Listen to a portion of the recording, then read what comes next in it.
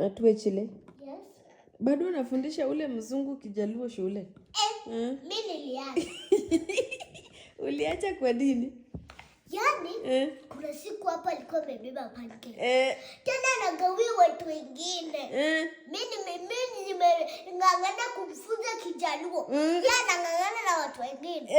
Anawapea pancake. Hakukugawia. Hata hivi hakukunigawia. And then, Mom, mimi kuna siku nyingine sijui akakuja hapa.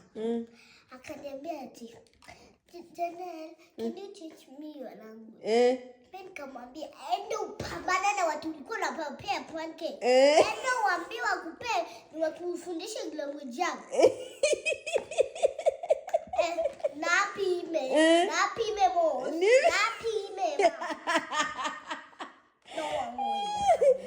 Hata lazima karibu nilie. Sasa siku hizi mfunzi. Siku hizi nimemwambia bye. Bye.